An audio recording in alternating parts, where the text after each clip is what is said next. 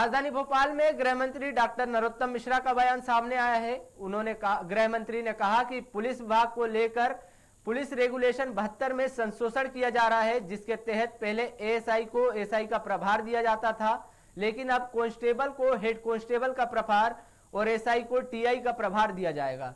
साथ ही बताया कि कोरोना महामारी में लगातार काम करने वाले जवानों को मार्च तक कोविड मेडल दिया जाएगा।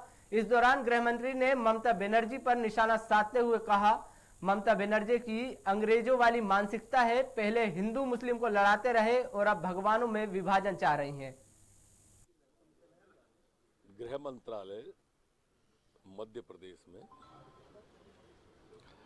एक उच्च स्तरीय रिक्त पद पर प्रभार देने वाला पुलिस रेगुलेशन 72 में संशोधन करने हम जा रहे हैं। अभी तक इस रेगुलेशन में एएसआई को एसआई का प्रभार दिया जाता था। ये संशोधन हो जाने के बाद अब कांस्टेबल को हेड कांस्टेबल का, हेड कांस्टेबल को एएसआई का, एएसआई को एसआई का और एसआई को टीआई का प्रभार देने वाला संशोधन करने जा रहे हैं। लॉकडाउन के पीरियड में, कोरोना के काल में भारत की अर्थव्यवस्था, आईएमएफ अगर कहती है, वैश्विक संस्था, कि भारत की अर्थव्यवस्था सुधर रही है और भारत सुधरे हुए अर्थव्यवस्था में वैश्विक पटल पर उभर के आ रहा है, ये अपने आप में हम सब के लिए गौरव की बात है।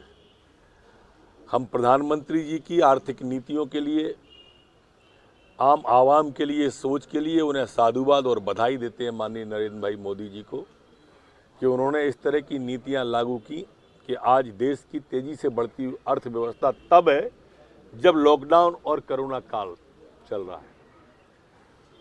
वो जो तथाकथित लोग थे जो कहते थे कि दिया जलाने से, थाली बजाने से कुछ नहीं होगा, उन्हें बता दूं कि मोदी जी दिया जलाना और थाली बजाने के साथ साथ वैक्सीन भी बना रहे थे और आज 125 देश लाइन में खड़े हैं वैक्सीन लेने के लिए और विश्व गुरु बनने के लिए भारत का एक सार्थक कदम मोदी जी ने बढ़ाया है।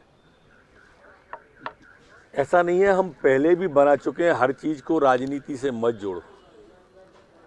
पहले भी ये आयोग था, माननीय बालेन्द्र शुक्ल जी, और वो अध्यक्ष रहे हैं उसके।